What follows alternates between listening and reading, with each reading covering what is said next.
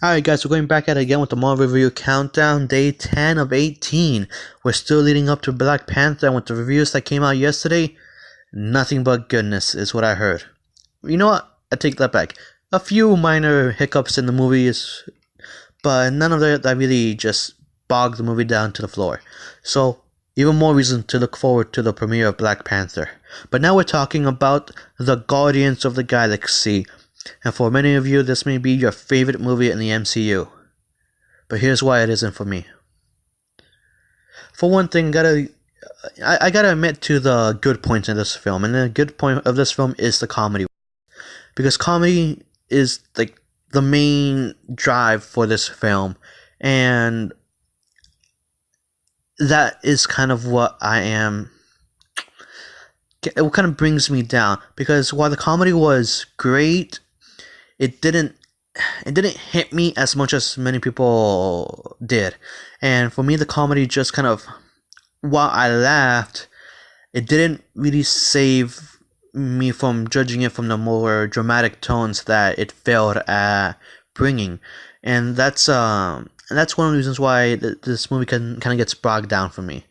Is that when we start the movie really strong, really emotionally heavy, and we end it on a very light tone, it kind of just feels undeserved. I'll take it back. Again, I'm not going to say it's not deserved. I'm just going to say it's a bit of a disappointment that we didn't get that emotional payoff at the end.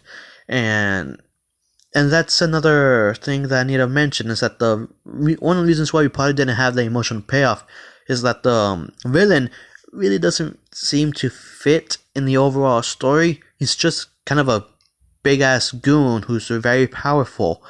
And Thanos in the movie seems like the big guy that they should be fighting, but we don't, because we gotta save Thanos for the Avengers to fight. And that kind of threw this film for a loop, because we didn't care about the goon. The goon was just dispensable dude. Yes, he's super powerful, but he brings nothing to the table, and that's a shame, because if it had been Thanos, we could have had that bit more of an emotional payoff that we were promised in the beginning of the film. Now, some of you may say you weren't promised anything, and that's true, we weren't promised anything, but we were set up to believe that the emotional weight of the beginning, the first 15 minutes of this film, would lead to something at the end of the movie. But it really didn't. Yes, he found a new family, but that new family isn't it's kind of tied together through a bunch of loose strings that, if you take off all the comedy and all the funny bits that they have together, you kind of start seeing as to there's no real reason why these guys should be together. I mean, okay, let's take step by step. The characters are all great, actually.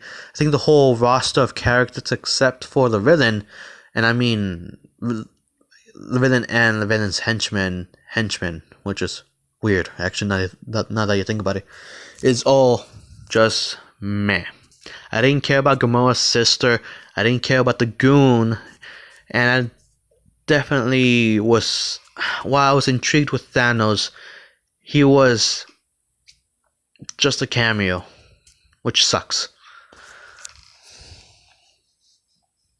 This is all just leading me to state that while the comedy was great, it wasn't amazing for me. And because it wasn't amazing, a lot of the faults in the dramatic tones and kind of a letdown of an ending, not to say that the ending was terrible or bad, it was a very good ending.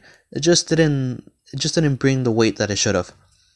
This all just goes to me leading up to rating it a 7 out of 10. This movie is a great film, but personally, this movie just didn't bring in the emotional weight that I wanted it to, and that's the reason why I gotta give it this rating. But then again, I'm just a guy sitting by the lagoon, enjoying the view. Catch you later, guys.